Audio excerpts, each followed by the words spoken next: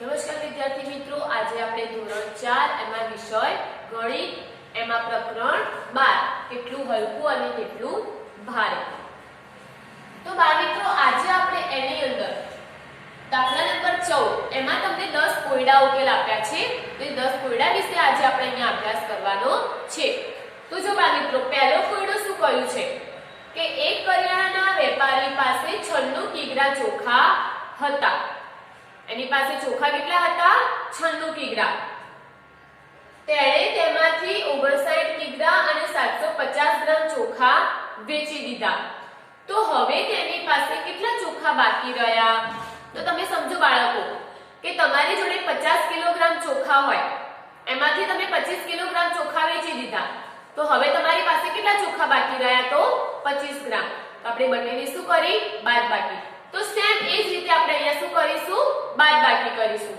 તો જો બાળ મિત્રો, અહીંયા તમને કિગ્રા જ આપેલું છે, પણ 59 કિગ્રા અને 750 ગ્રામ આપેલા છે, એટલા ચોખા વેચી દીધા છે. એટલે કિગ્રા પણ આપેલું છે અને ગ્રામ પણ આપેલું છે. આપણે સૌપ્રથમ એને શું બનાવીશું? કોઠો. બરાબર? તો અહીંયા આગળ આપણે સૌપ્રથમ કિગ્રા અને ગ્રામનો કોઠો બનાવીશું. ચલો, એની જોડે ચોખા કેટલા હતા? તો 96 કિગ્રા. તો 96 કિગ્રા એટલે આપણે 96 શેમાં લખીશું? કિગ્રામાં. હવે ગ્રામમાં કંઈ નથી આપેલું એટલે આપણે 00 લખીશું. બરાબર? આ કુલ ચોખા હતા એમની પાસે. બરાબર? હવે શું કહ્યું છે કે 59 કિગ્રા અને 750 ગ્રામ ચોખા વેચી દીધા છે. એટલે 59 કિગ્રામાં છે કે આપણે 59 કિગ્રામાં લખીશું અને 750 આંકડાની નીચે આંકડો આવો જોઈએ અને એકમ બાજુથી લખવાની શરૂઆત થાય. હવે કેટલા બાકી રહ્યા છે એટલે આપણે શું કરીશું? બાદબાકી. તો ચલો, 0 માંથી 0 જશે તો 0, 0 માંથી 5 ના જાય એટલે કેટલા આવશે? 10. હવે આપણે અહીંયા 10 ની 0 ની ઉપર દસકો લીધો, બાજુની સંખ્યા 0 છે એટલે નિયમ શું છે? અહીંયા શું આવશે? 9. 6 ની ઉપર 5. હજી જો બાર મિત્રો 5 માંથી 9 જશે નહીં એટલે અહીંયા શું આવશે? 15 અને 9 ની ઉપર 8. ચલો, 10 માંથી 5 જાય તો 5. 9 માંથી 7 જશે તો 2. 15 માંથી 9 કાઢો તો 15 માંથી 9 જાય તો કેટલા રહેશે? 6. 8 માંથી 5 કાઢીશું તો 3. તો બાર મિત્રો આપણો જવાબ કેટલો આવ્યો? 36 કિગ્રા 250 ગ્રામ ચોખા બાકી રહ્યા. હવે છે બાળ મિત્રો બીજો દાખલો કે સુધીરભાઈના ઘરમાં 125 કિગ્રા અને 750 ગ્રામ ઘઉં હતા. પછી 56 કિગ્રા અને 350 ગ્રામ ચોખા હતા અને 43 કિગ્રા અને 500 ગ્રામ બાજરી છે. બરાબર? તો તેમની પાસે કુલ કેટલું અનાજ છે? તમે જો બાળ મિત્રો, તમારી જોડે 5 કિલોગ્રામ ઘઉં હોય, 5 કિલોગ્રામ ચોખા હોય અને 5 કિલોગ્રામ બાજરી હોય, તો ત્રણે થઈને તમારી જોડે કેટલું અનાજ થયું? 15 કિગ્રા. તો આપણે ત્રણેય વસ્તુઓનો શું કર્યો? સરવાળો. તો બાળ મિત્રો, એ જ રીતે અહીંયા શું આવશે?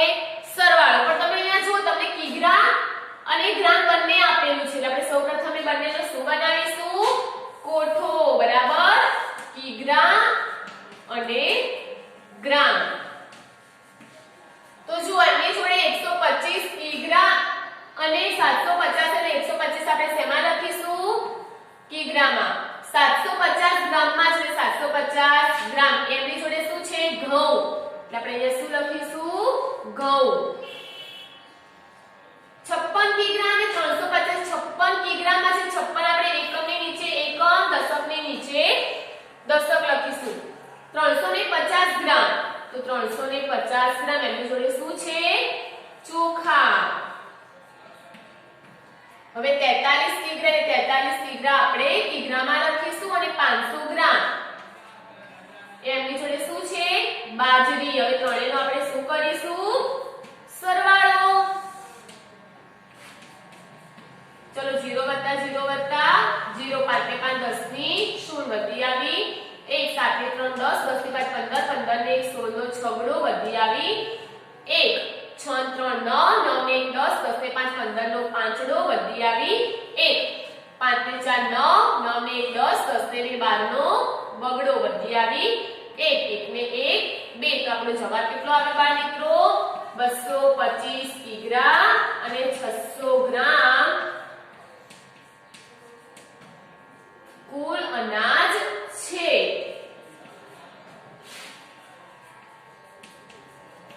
તો બાળ મિત્રો અહીંયા આપણે પહેલો કોયડો અને બીજા કોયડા વિશે અભ્યાસ કરી ગયા.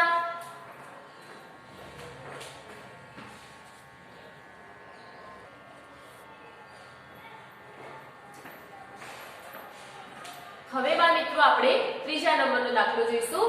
એમાં જો મનીષાબેને 6 કિગ્રા અને 250 ગ્રામ ટામેટા, 4 કિગ્રા અને 550 ગ્રામ બટાટા અને 3 કિગ્રા અને 350 ગ્રામ ડુંગળી ખરીદી. તો તેમણે કુલ કેટલું શાકભાજી ખરીદ્યું?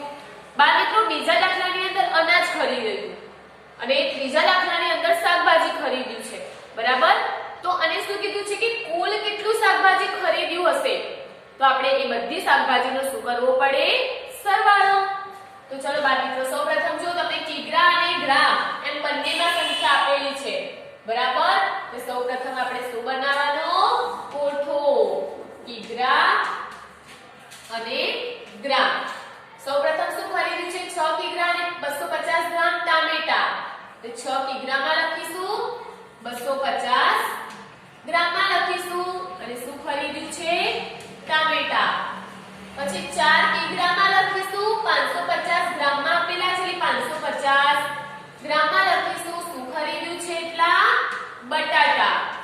પછી 3 કિગ્રા અને 350 ગ્રામ, 350 ગ્રામ. આંકડાની નીચે એકમ બાજુથી શરૂઆત કરવાની. એ શું ખરીદ્યું છે એમને? ડુંગળી, બરાબર? તો કુલ કેટલું શાકભાજી ખરીદ્યું હશે? એના માટે શું કરવું પડે બાળ મિત્રો? સરવાળો. 0 + 0 + 0 બરાબર 0. 5 ને 5 10, 10 ને 5 15 નો પાંચડો વધી આવી 1. 5 ને 3 8, 8 ને 2 10, 10 ને 11 નો એકડો વધી આવી 1. 6 ને 1 7, 7 ને 3 10, 10 ને 4 14.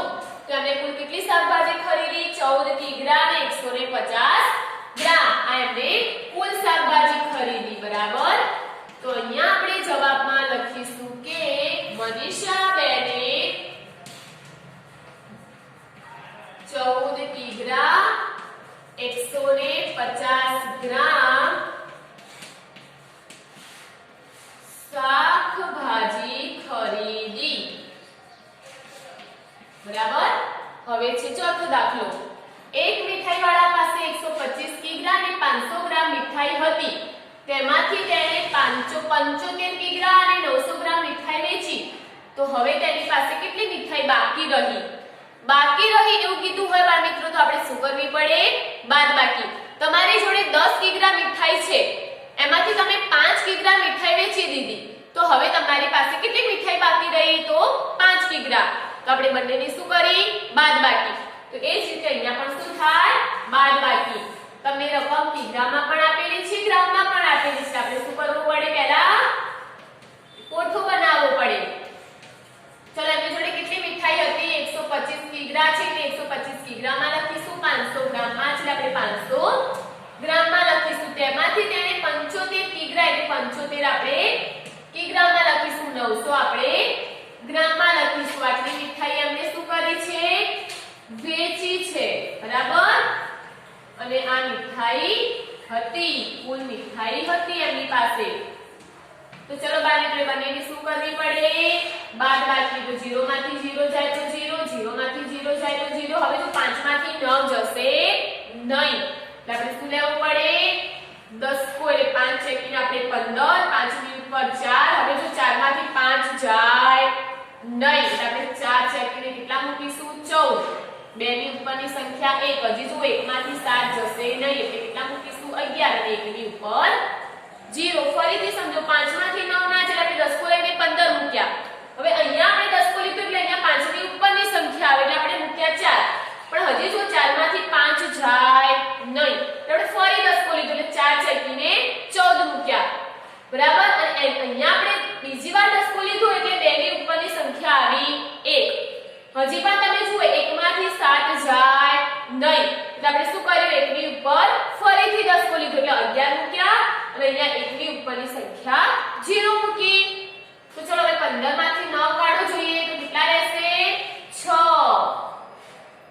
14 માંથી 5 કાઢો 1 2 3 4 5 તો કેટલા વધે 9. 11 માંથી 7 કાઢો 1 2 3 4 5 6 7 કેટલા વધે 4 અને અહીંયા આવશે 0 તો કેટલી મીઠાઈ બાકી વધે 49 કિગ્રા 600 ગ્રામ મીઠાઈ બાકી રહી. તો બાળ મિત્રો અહીંયા આપણે ત્રીજો અને ચોથા નંબરના કોયડા વિશે અભ્યાસ કરી ગયા.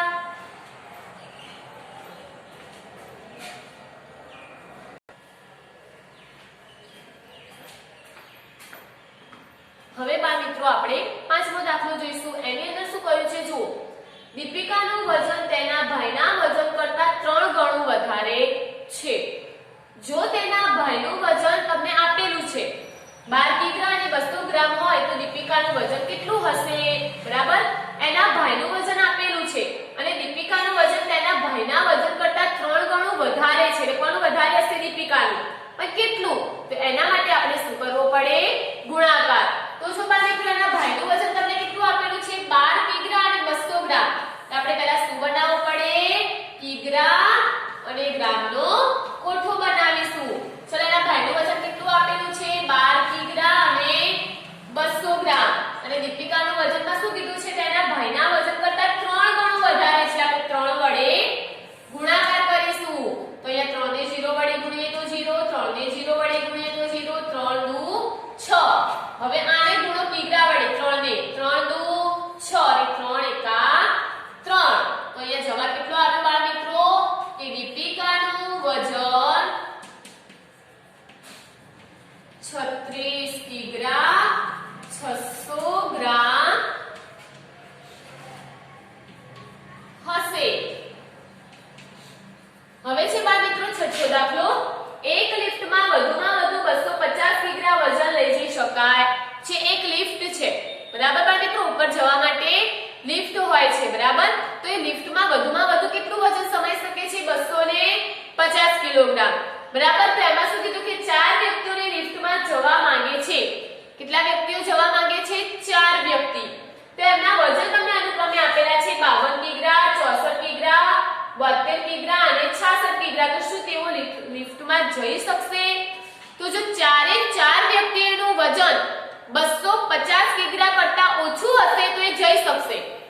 પણ જો 250 કિગ્રા કરતા એ 4 વ્યક્તિઓનું વજન જો વધારે આવ્યું તો એ લિફ્ટમાં જઈ શકશે નહીં. કાં તો 3 વ્યક્તિ જઈ શકશે કાં તો 2 વ્યક્તિ જઈ શકશે. પણ ચોથી વ્યક્તિ અંદર લિફ્ટમાં જો વધારે વજન હશે તો જઈ શકશે નહીં.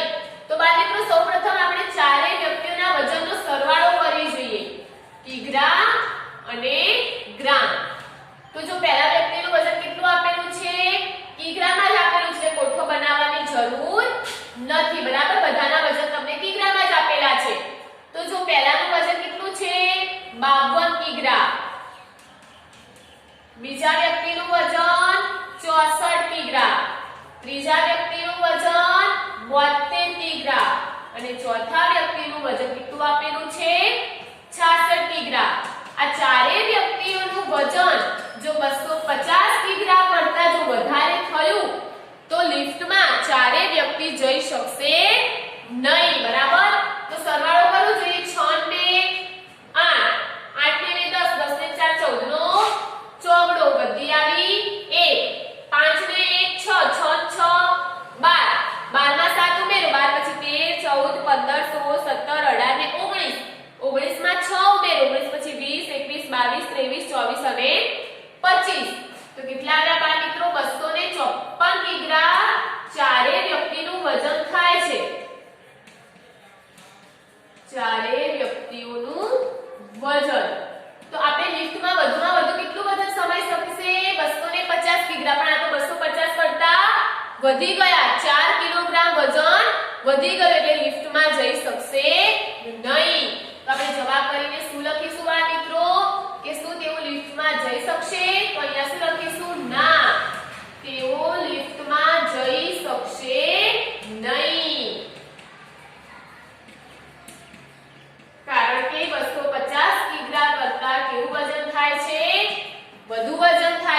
માટે તેઓ લિફ્ટમાં જઈ શકશે નહીં.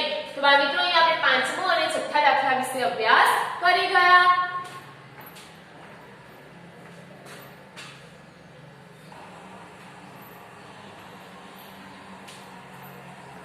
હવે બાળમિત્રો આપણે સાતમો દાખલો જોઈશું. એમાં શું કહ્યું છે જો દિવાળીના તહેવારે માણેકલાલે તેમના 4 મિત્રોના ઘરે એક સરખા મીઠાઈના પેકેટ મોકલાવ્યા.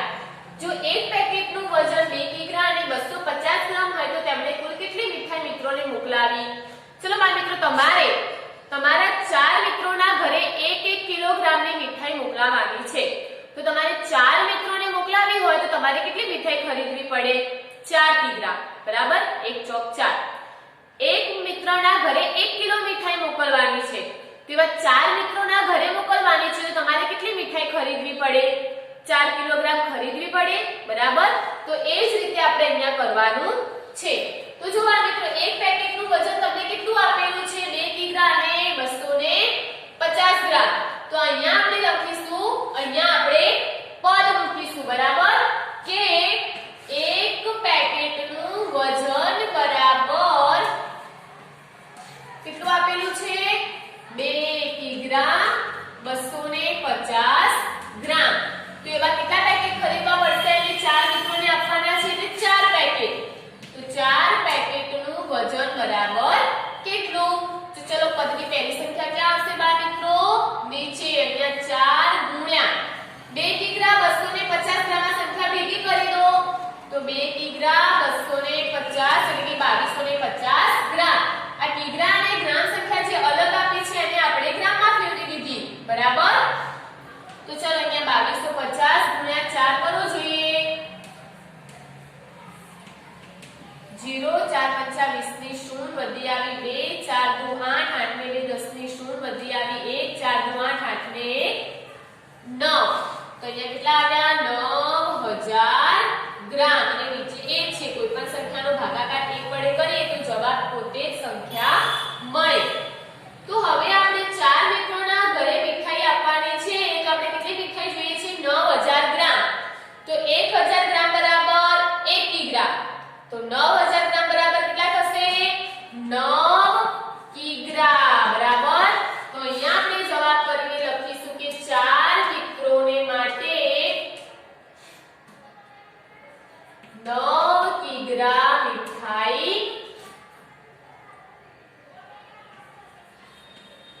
મોકલાવી. 4 મિત્રોને આપવા કેટલી કિગ્રા મીઠાઈ મોકલાવી? 9 કિગ્રા. હવે છે આઠમો દાખલો. લક્ષ્મીબેને 4 સોનાના સિક્કા ખરીદ્યા. તેનું વજન અનુક્રમે 750 ગ્રામ 500 ગ્રામ 250 ગ્રામ અને 50 ગ્રામ હતું. તો તેણે કુલ કેટલું સોનું ખરીદ્યું? તો એને સોનાના 4 સિક્કા ખરીદ્યા છે. ચારે 4 સિક્કાનું વજન આપેલું છે. તો આપણે ચારે 4 સિક્કાનું વજન કરી અને કુલ વજન કેટલું થાય છે એટલું સોનું એમને ખરીદ્યું હશે. તો બરાબર. તો બધી સંખ્યા ગ્રામમાં જ છે. આપણે કોઠો બનાવવાની જરૂર નથી. તો ચલો પહેલા સિક્કાનું વજન કેટલું આપેલું છે? 750 ગ્રામ પ્રથમ સિક્કો બરાબર. પછી બીજા સિક્કાનું વજન કેટલું આપેલું છે? 500 ગ્રામ. એટલે એકમની નીચે એકમ, દશકની નીચે દશક અને 100 ની નીચે 100. 500 ગ્રામ એ બીજા સિક્કાનું વજન છે બરાબર. બીજો સિક્કો. ત્રીજા સિક્કાનું વજન 250 ગ્રામ. એકમની નીચે એકમ, દશકની નીચે દશક અને 100 ની નીચે 100 બરાબર. તો ત્રીજા સિક્કાનું વજન કેટલું આપેલું છે? 250 ગ્રામ. આ ત્રીજો સિક્કો. અને ચોથા સિક્કાનું વજન કેટલું આપેલું છે? 50 ગ્રામ. એટલે 0 એકમની નીચે એકમ, દશકની નીચે દશક. આ ચારે સિક્કાનો આપણે શું કરીશું? સરવાળો. અને 50 ગ્રામ વજન એ ચોથા સિક્કાનું વજન છે.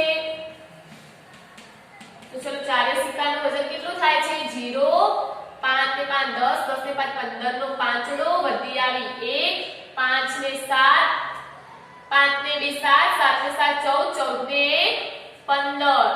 તો કેટલું સોનું ખરીદ્યું હશે એમને? 1550 ગ્રામ.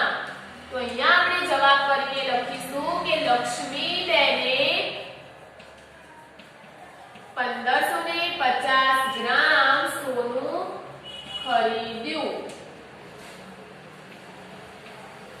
બીજી રીતે લખવું હોય તો કેવી રીતે લખાય? છેલ્લી ત્રણ સંખ્યા શેમાં હોય?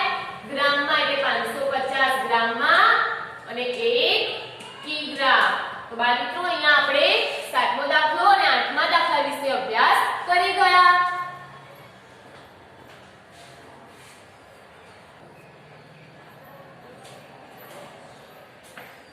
નમસ્કાર બાળમિત્રો, હવે આપણે 9મો અને 10મા નંબરના કોયડા વિશે અભ્યાસ કરીશું. તો એમાં જો 9મા નંબરના કોયડામાં શું કહ્યું છે? 20 કિગ્રા ખાંડની કોથળીમાંથી રસ્તામાં કેટલી ખાંડ વેરાઈ ગઈ?